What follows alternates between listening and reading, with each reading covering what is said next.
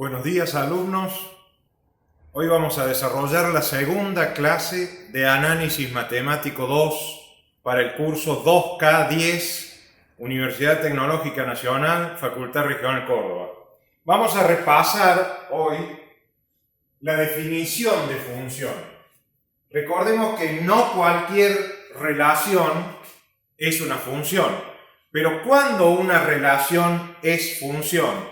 Bueno, tomemos un conjunto de partida A y un conjunto de llegada B.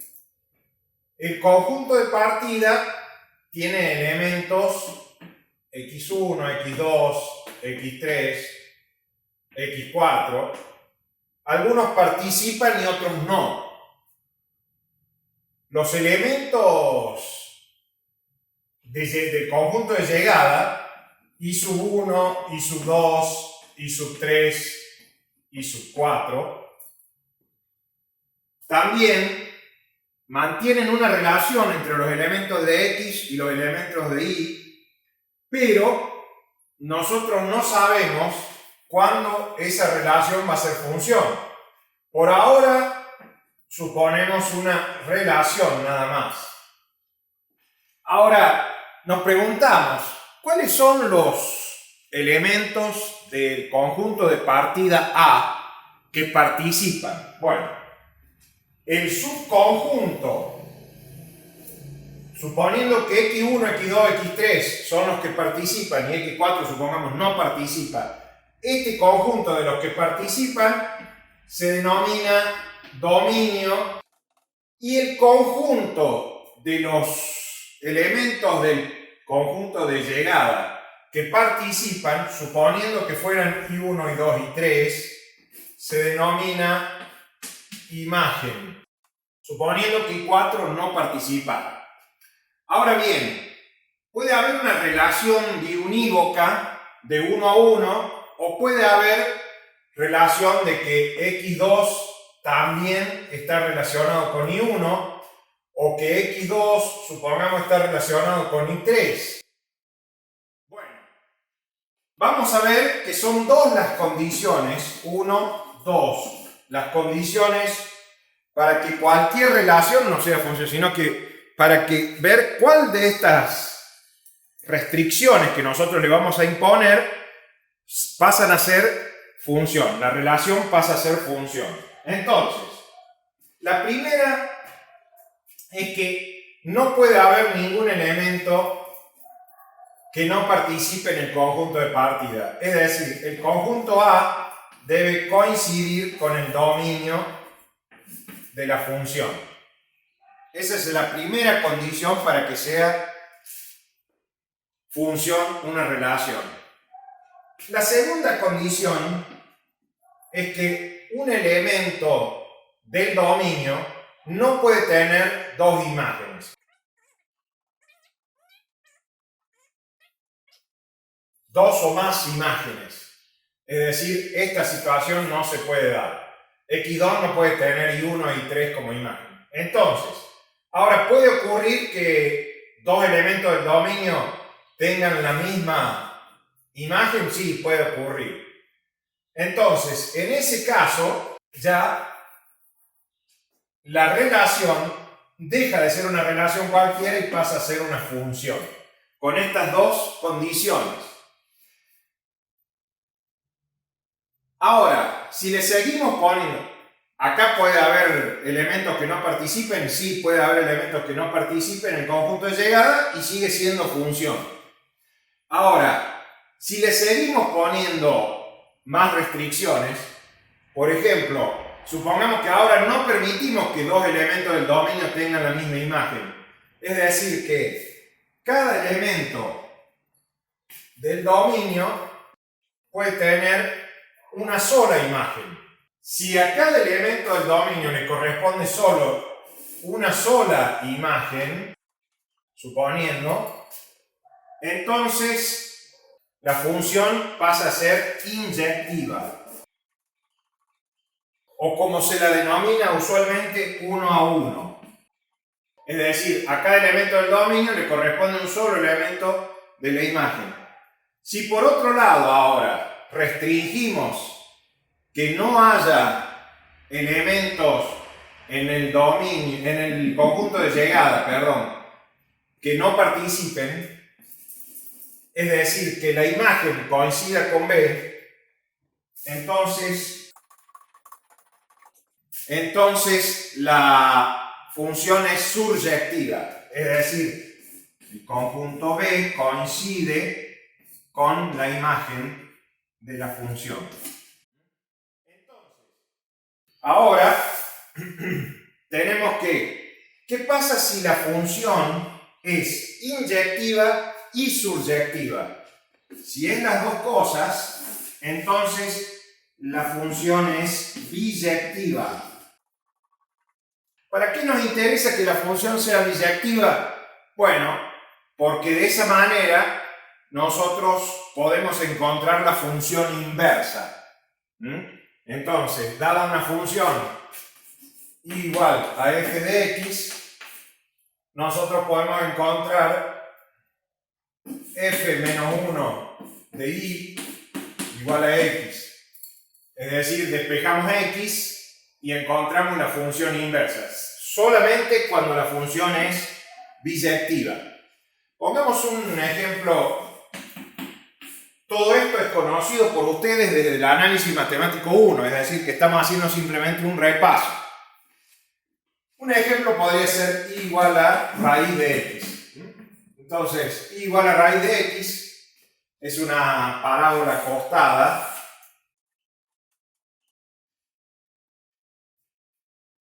Es una parábola acostada igual a raíz de x. Si nosotros consideramos todos los reales en el conjunto de partida, supongamos que para nosotros el conjunto de partida es el eje de los x, de las x, el conjunto A. Si consideramos todos los reales, ¿qué pasa con los números que son negativos? Menos 1, menos 2, etc. ¿Cómo hacemos para sacarle la raíz a un número negativo y seguir estando en el campo de los reales? Eso es imposible. Tendríamos que pasar al campo de los complejos. Entonces, los números reales que son negativos no los consideramos. Vale decir que como conjunto de partida y dominio de la función, tendremos los reales mayores o iguales a 0. Por otro lado, fíjense ustedes que si tenemos, supongamos un valor 4, entonces tomamos el valor 4, raíz de 4 es 2, pero también es menos 2, o sea, es 2, pero también es menos 2. Entonces, un elemento del dominio tiene dos imágenes. Eso tampoco dijimos que sea posible para que sea función. Es decir que, entonces, el conjunto de llegada, o sea, la imagen de la función, debe coincidir con los reales, supongamos mayores o iguales a 0. Entonces, despreciamos esta rama de la parábola y tomamos solo esta rama. También podríamos haber tomado solo esta rama y haber despreciado la otra. Cualquiera de las dos. Es decir que de esa forma, con este ejemplo, tenemos el ejemplo de cuando una relación es función. Esto era necesario recordarlo. Por otro lado, ahora vamos a ver los conjuntos. Hemos hablado de conjuntos. Los conjuntos pueden ser abiertos o cerrados. Es decir, un conjunto abierto es aquel que no contiene puntos de frontera y solo tiene puntos interiores. Ya hemos visto lo que son los puntos de frontera y los puntos interiores. Y un conjunto es cerrado cuando sí contiene a los puntos de fronteras. Por otro lado, ya hemos visto también que las funciones, ahora que recordamos bien lo que es el concepto de funciones,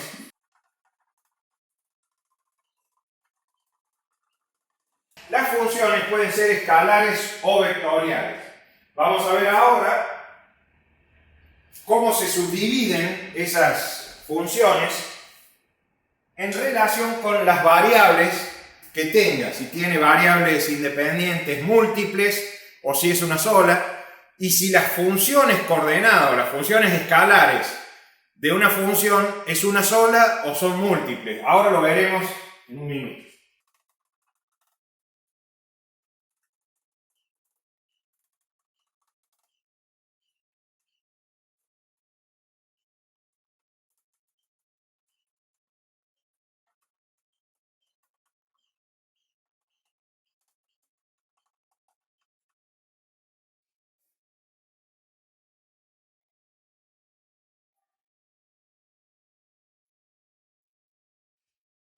Entonces, las funciones pueden ser escalares o vectoriales.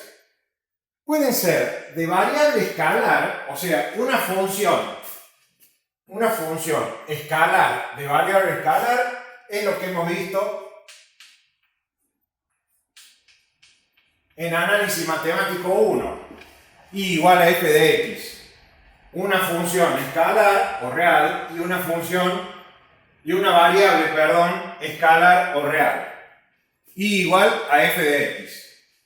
De variable vectorial vamos a tener z igual a f de xy como ejemplo.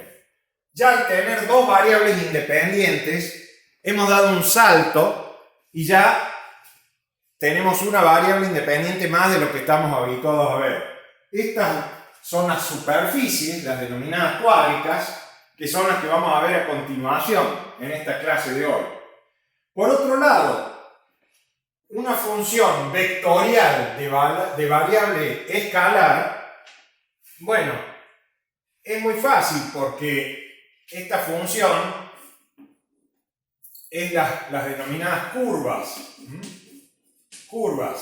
Y eso podemos poner como ejemplo la posición en la mecánica, que es la trayectoria de una partícula, ¿no es cierto? Suponiendo una curva en R2 o en R3, como hemos visto ya, la velocidad y la aceleración también son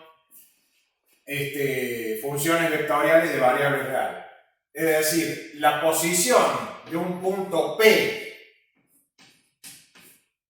que solemos llamarlo R de T, vector posición, supongamos que nos refiramos a la posición, entonces ahí tenemos una función vectorial. ¿Y por qué vectorial? Bueno, porque tiene funciones coordenadas x de t, y de t y z de t. Si lo vemos así en una expresión paramétrica, donde la variable independiente es el tiempo, y en función del tiempo la partícula va ocupando una posición u otra, y entonces la única variable que tenemos es, como en la variable independiente, es el tiempo.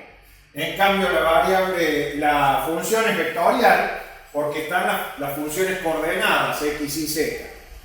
Bueno, y por último, una función vectorial de variable vectorial. Es decir, estos serían lo que vimos antes como campos vectoriales.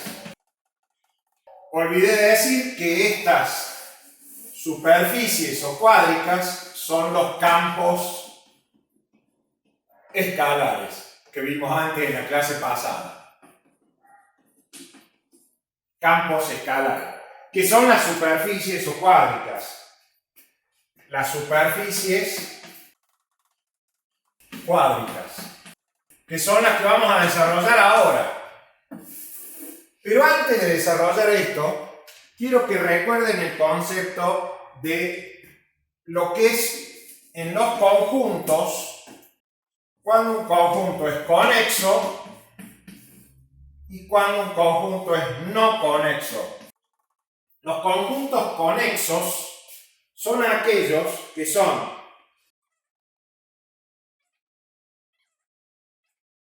simplemente conexos o doblemente conexos. Veamos los simplemente conexos, son aquellos, bueno, aquellos conjuntos cualesquiera donde si unimos con una línea recta entre dos puntos siempre caemos dentro del conjunto.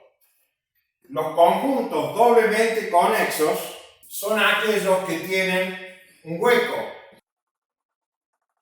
Es decir, son aquellos que con un corte, suponiendo que uno le hiciera un corte, entonces pasarían a ser simplemente conexos. Los doblemente conexos normalmente tienen un hueco, de manera tal que cuando uno les hace un corte, pasan a ser simplemente conexos. Y por último, los conjuntos no conexos son aquellos que tienen dos conjuntos disjuntos que forman parte del mismo conjunto, separado. Entonces, hemos visto los conjuntos conexos, simplemente conexos, doblemente conexos y los no conexos. Pasemos ahora a las superficies cuádricas.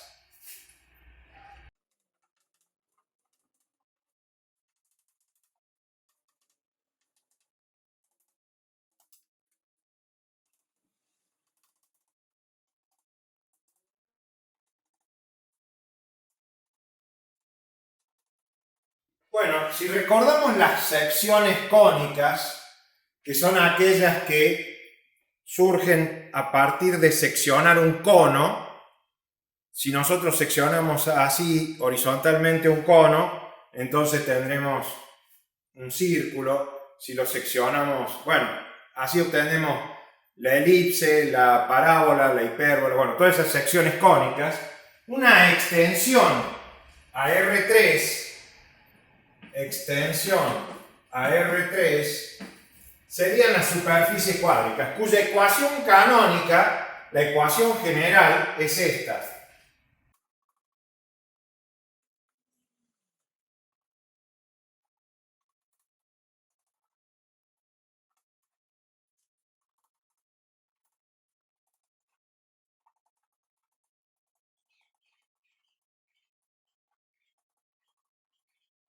Los coeficientes, estos A, B, C, D, E, F, estos que están aquí, que ocupan estos lugares en la ecuación canónica, también podrían llamarse de esta forma, A11, A12, A13, A14, etc., como algunos autores sugieren. No vamos a reescribir la ecuación canónica expresada con estos coeficientes, pero ustedes se lo pueden imaginar. Al menos uno de los 6 primeros coeficientes no debe ser nulo para que esto, o sea, 1, 2, 3, 4, 5, 6, al menos uno de estos no debe ser nulo para que se trate de una superficie cuádrica. Si se hace una rotación adecuada de los ejes, se puede reducir esta ecuación a una en la cual no figuren los productos entre las variables. Y si se hace una traslación adecuada, se pueden eliminar los términos que contienen las primeras potencias de las nuevas variables. Veamos ahora un poco la representación gráfica de las cuádricas, para lo cual tenemos que tener en cuenta algunos conceptos, por ejemplo, la traza de una superficie. La traza de una superficie es una curva formada por la intersección de una superficie y un plano coordenado. Entonces, ahora empezaremos a ver cuáles son estas superficies cuádricas en la clasificación usual del análisis matemático.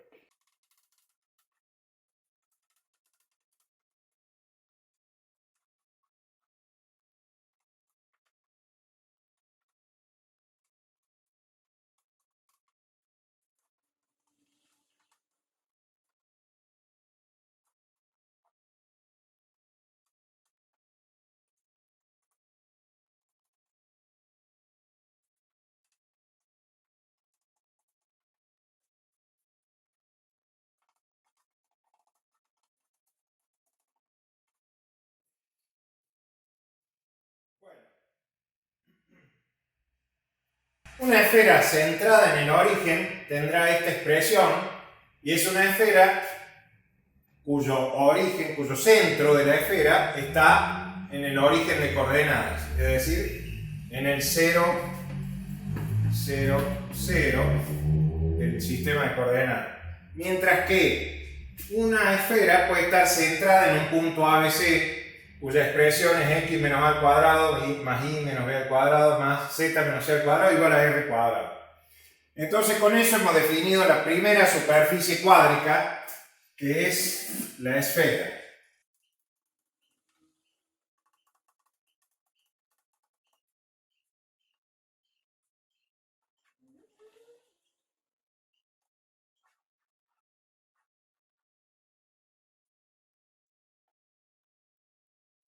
El elipsoide, x cuadrado sobre a cuadrado más y cuadrado sobre b cuadrado más z cuadrado sobre c cuadrado igual a 1, es parecido a una guinda de rugby, ¿no es cierto? Es un elipsoide en el espacio, cuyos semiejes son A, B y C. A, B y C.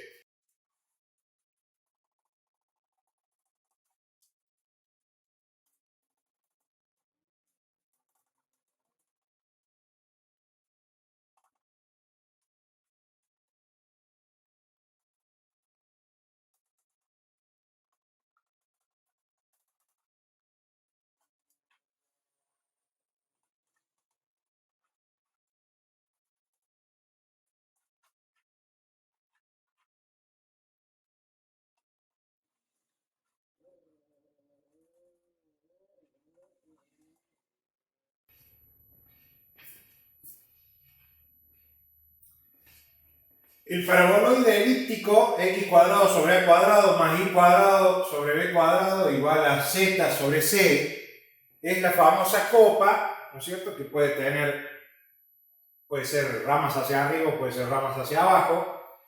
Y el paraboloide hiperbólico es una expresión muy similar a la del otro paraboloide, pero con un signo menos, y es la famosa silla de montar.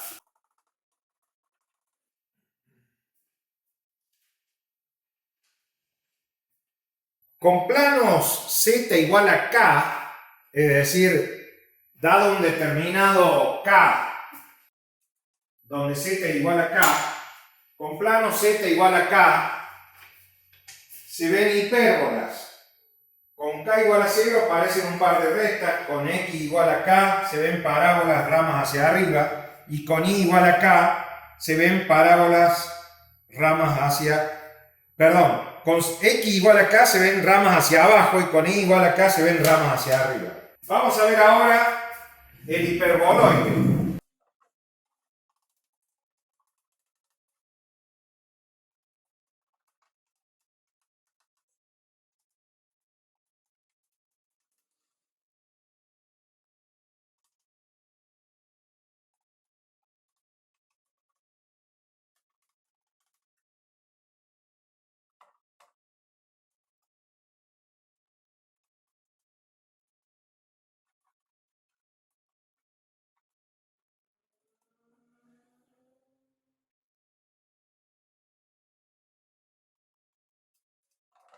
El hiperboloide de una hoja es como normalmente es un tacho de basura, así más o menos, un papelero, y entonces x cuadrado sobre a cuadrado más y cuadrado sobre b cuadrado menos z cuadrado sobre c cuadrado igual a 1.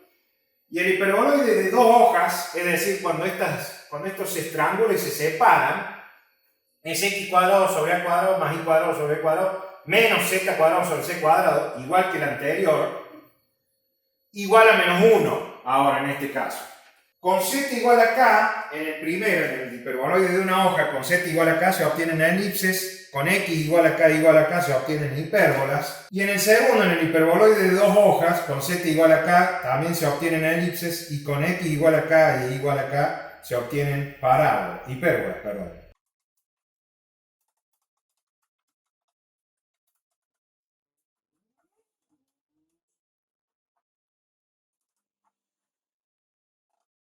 Tenemos el cono, que es x cuadrado sobre a cuadrado más y cuadrado sobre b cuadrado igual a z cuadrado sobre c cuadrado, y que tiene la siguiente figura.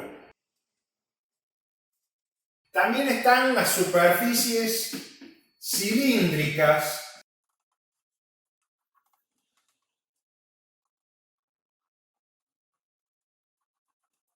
Las superficies cilíndricas son todas aquellas que se generan mediante rectas que vendrían a ser las generatrices, y estas rectas están apoyadas sobre una curva que determina la forma, y esta curva se llama directriz. Por otro lado, están las superficies de revolución. Las superficies de revolución